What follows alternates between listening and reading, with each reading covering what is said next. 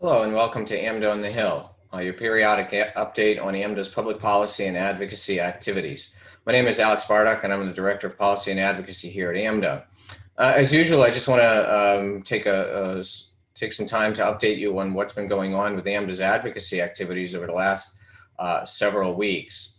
And as sort of has been the case over the last year and a half, I'm going to start with where we are with COVID. And unfortunately, the news is not as good as we would have liked. The spread of the variant, the Delta variant, has, of course, impacted nursing facilities as well. In speaking with our members, we're hearing that there is an uptick in cases in nursing facilities yet again, mostly due to the fact that in the community there are spikes due to the variant and due to the fact that in parts of the country there are low vaccination rates, and we continue to battle vaccine hesitancy and figure out ways to ensure that we're vaccinating both staff and residents to the point where we can continue safely for this vulnerable population. Talking about this issue is about a week or so ago, AMDA signed on with 7 other organizations in a strong statement urging mandatory vaccinations in all healthcare facilities, of course, including nursing facilities. We are hearing that there are organizations that are moving along that route to mandate vaccines for healthcare workers. Of course, this is not an easy issue to solve, but we believe that it is of utmost importance to continue vaccination and to increase vaccination rates so that we don't see a return to what we saw in the fall or even a year ago. This is a population that is still very vulnerable. We are hearing of increased infections even among the vaccinated. And so we need to ensure that we're keeping COVID out of facilities, and therefore vaccinations is one of the keys to that effort. In addition to that, we have been discussing the potential of booster shots in facilities, the need for booster shots. It is unclear. We have not heard specific guidance from CDC or CMS, although we continue to have ongoing communication with both agencies. But we expect that we will hear something around this issue, especially as the number of variants and the impact of variants continues to grow.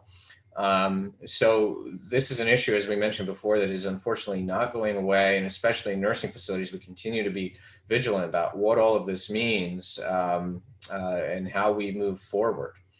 I think that is the biggest news. If you want to access the statement, it is available on our COVID page and on our website. I strongly urge you to look at that and think about what that means in your organizations in terms of mandatory vaccinations. I think that is sort of the highlight for COVID right now, and hopefully we'll continue to get better. I want to highlight a couple other areas of importance that have happened over the last several weeks, one of which is the release of the annual physician fee schedule. This is the regulation that essentially provides payment updates for physician services in various healthcare settings, of course, including nursing home services, and sets other policies in place, such as the quality payment program, telehealth, and many, many other areas. To begin on the payment side of things, if you recall a year ago, to provide context, a year ago, nursing facility services were slated to be cut about 10% or so due to the changes in conversion factor, due to increases in office-based codes and another code that was proposed by CMS. AMDA's strong advocacy with its help of its members helped eliminate that cut by legislation at the end of last year in December, which provided a 3.75% increase of money into the physician fee schedule. That money was available for 1 year. And of course, now in this physician fee schedule, it is scheduled to run out, which essentially means that, again, we are facing a cut in the conversion factor, which means that at the end of the day, nursing home services are slated to be cut for calendar year 2022 about 3 to 5%, depending on the code. That's, in real dollars, that's, a couple of dollars per code. But obviously, any decrease is something we are not happy about. And we will be talking to Congress and working with our physician organization partners to address the issue. I will tell you that we continue to address the changes in evaluation and management services, including nursing homes, and we anticipate that there will be more changes to come, hopefully positive changes next year. But in the meantime, we will be tackling this issue head on as we did a year ago. We may be calling on all of you to help us contact your members and address this issue legislatively.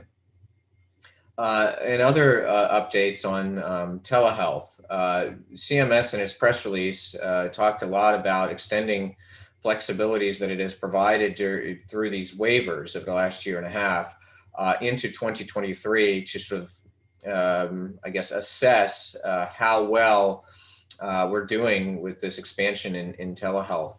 I want to note that extension to 2023 does not apply to all codes. And so if you dig a little bit deeper into the physician fee schedule, I want to make a couple of things a little bit more clear. For the nursing home codes, the initial visits 99304, 99306, in this rule are proposed not to be added to the telehealth list. What that means is that once the public health emergency is over, you will not be able to bill initial visits via telehealth.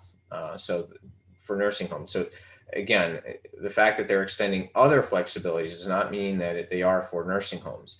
In addition, for the subsequent care codes, if you recall, a year ago, CMS proposed and finalized a policy to limit the use of subsequent care codes via telehealth to once every 14 days. That, again, does not change in this rule. Once the public health emergency is over, you will be limited to billing the subsequent care codes once every 14 days. Speaking of the public health emergency, because your natural question would be, well, when is it going to be over? It actually was just extended for another 90 days. I believe it was scheduled to run out on July 18th, and it was extended for another 90 days. This administration has signaled that it anticipates that the public health emergency will last through the end of the year at least. And as we talked about with the variants and the sort of the spikes around the country, we don't anticipate that to change. I do anticipate that it will last to the end of the year.